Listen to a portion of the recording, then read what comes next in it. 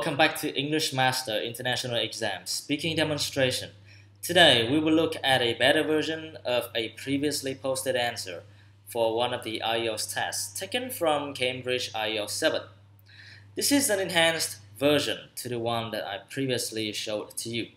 In this version, I actually prepared a little bit in order to make my answer the most perfect available. So please join me with this video and I hope that you can learn something from it.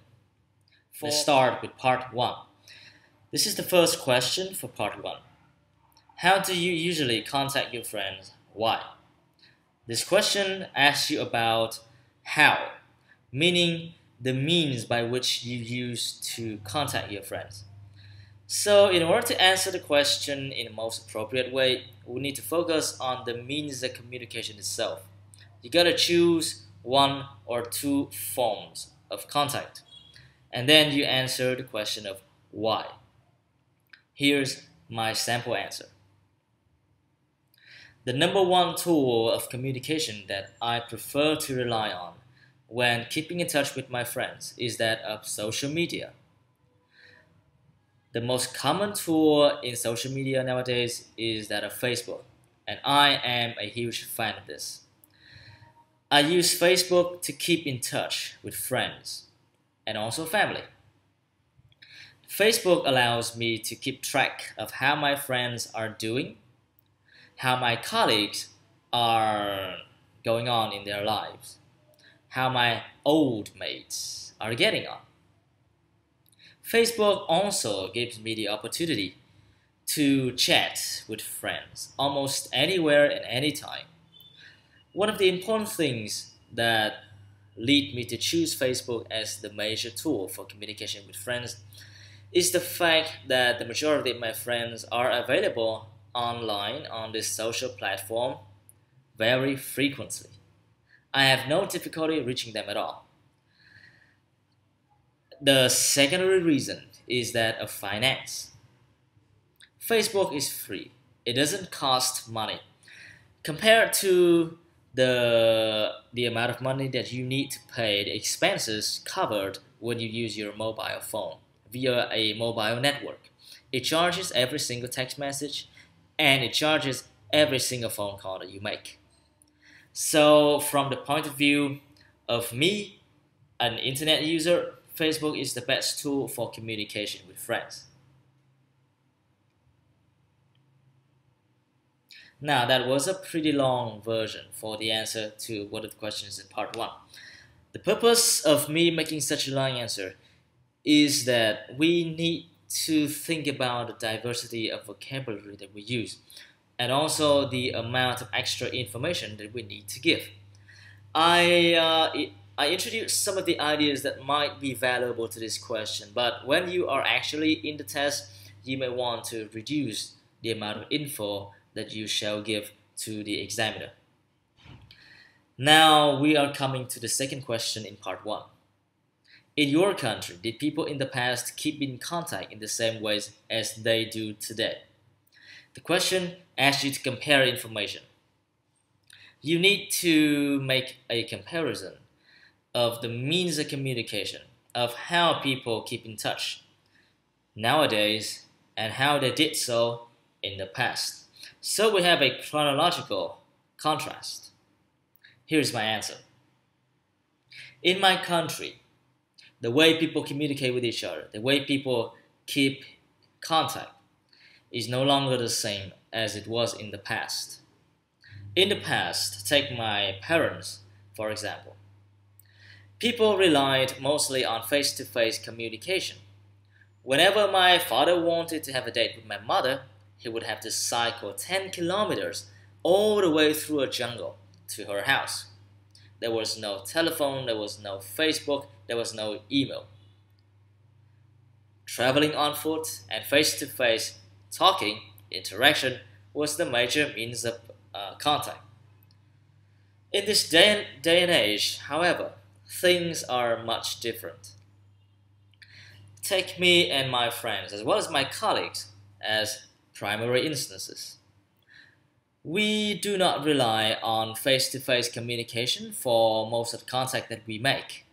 we can make use of other tools like the social media, Facebook for example, and emails and Skype.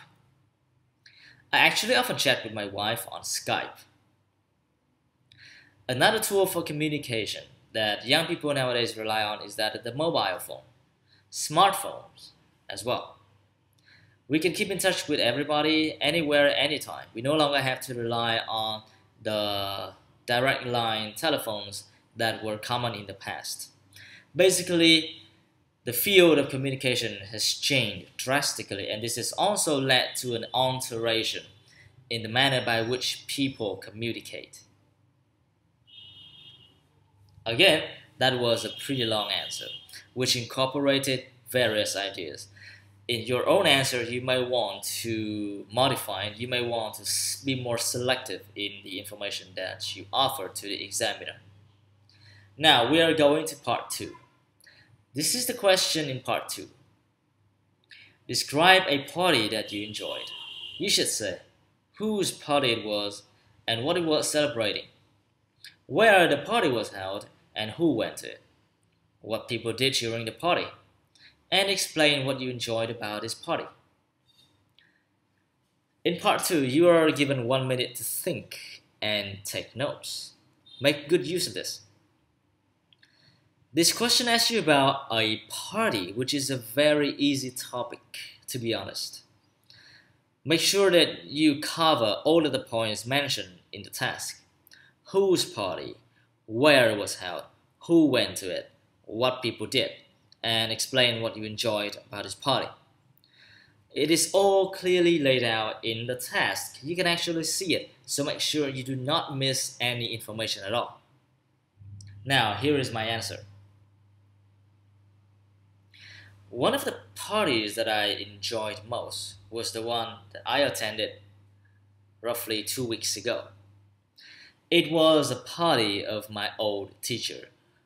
He was the person who guided me into the field of English language teaching.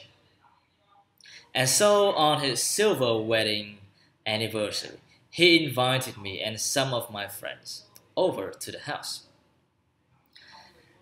Before the actual reception at the house began, we all went to church for Mass as we were all Catholics. And then in the evening after the Mass, we gathered together at his house.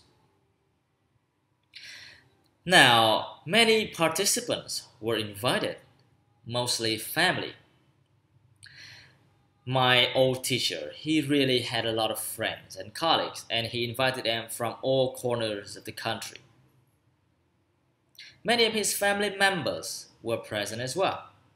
I was one of the lucky students to be summoned to this party. And then in the party, people gather and they give my old teacher best wishes to congratulate them on the successful marriage that he has had over the last 25 years. We drank, we ate, and we danced, and we took lovely pictures for each other. However, that was not what I enjoyed about the party. What I liked most about this event was the fact that it was a chance for me to establish more friendships with new people, and also to enhance, to fortify the relations that I have already had with my old teacher. We are no longer on a teacher-student relationship, but now we have become colleagues. Not peers, not friends, but colleagues. And we treat each other as equals.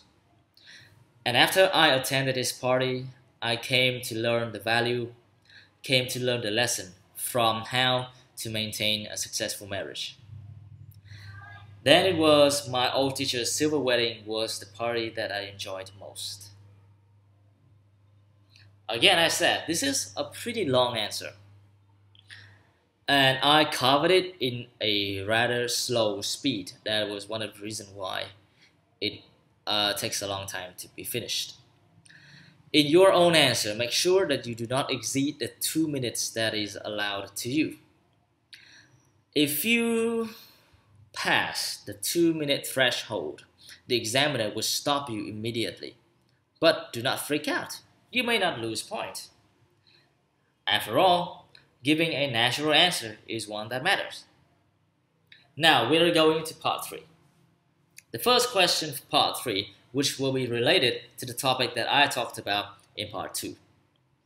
What are the main reasons why people organize family parties in your country? In part 3, you are supposed to give a longer solo talk. It is said to be a discussion between you and the examiner, yet I do not believe this is the case. It is your language showdown. You need to exhibit your linguistic capability, how competent you are in using the language. Try to manifest your lexical resources, your grammatical range, whatever it is that you feel confident about.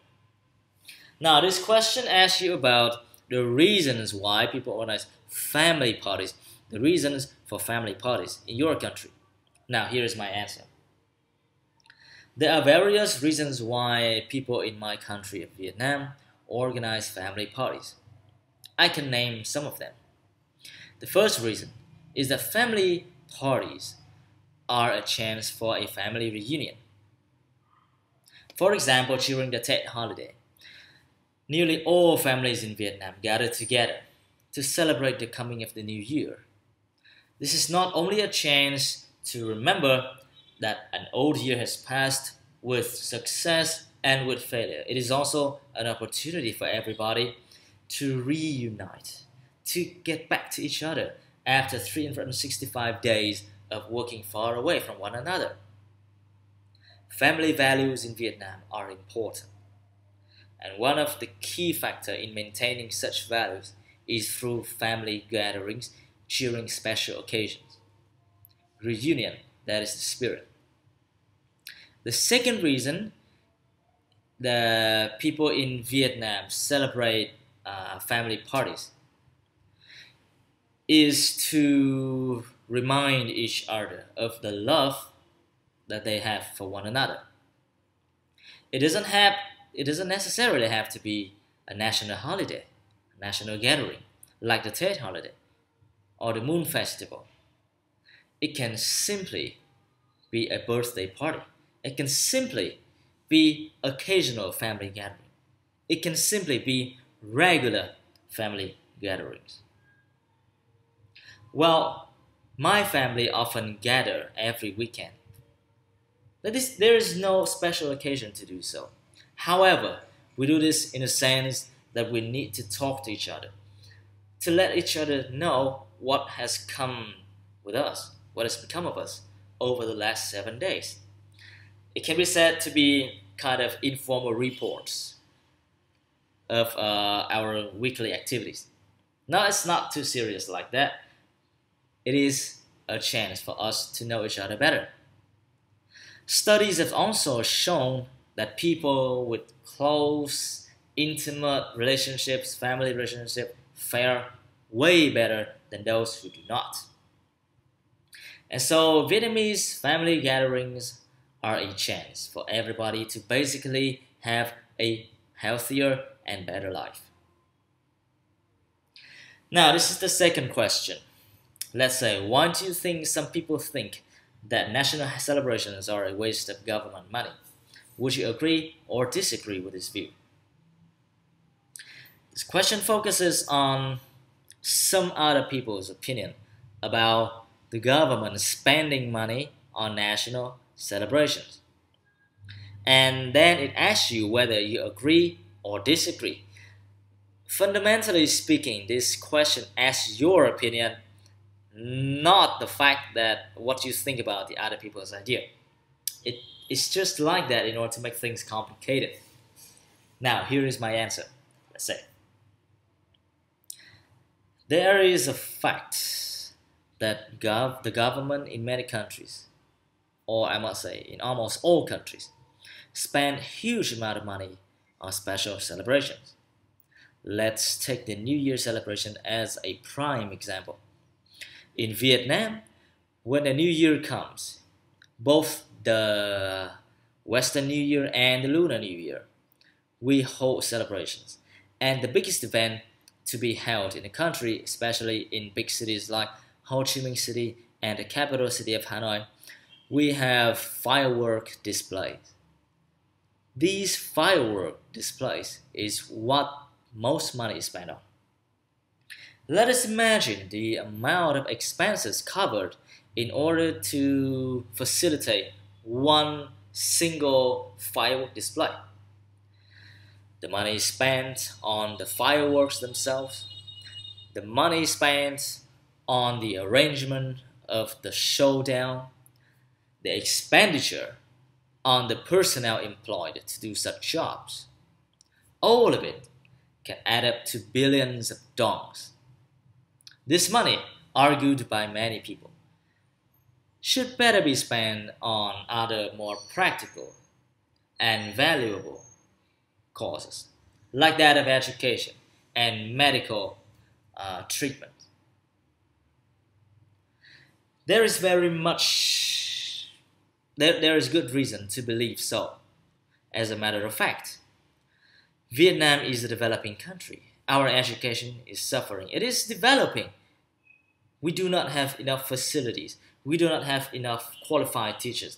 We do not make sure that everybody, all of the children in the country are allowed to enter school, to make their way past until university. We also acknowledge the fact that the medical system in our country is underdeveloped. There are only 1 or 2 hospitals in Vietnam that are really qualified enough and have the necessary equipment to treat hard-to-cure diseases. The money spent on such national celebrations really should be spent on other important causes. It is not only the fireworks that can be counted as an example.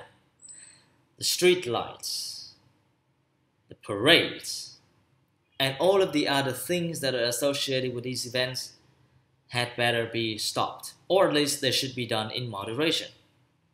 There are other important things to take care of, rather than to celebrate a country, to enjoy in the vanity of power and the strength of a nation that is basically still developing.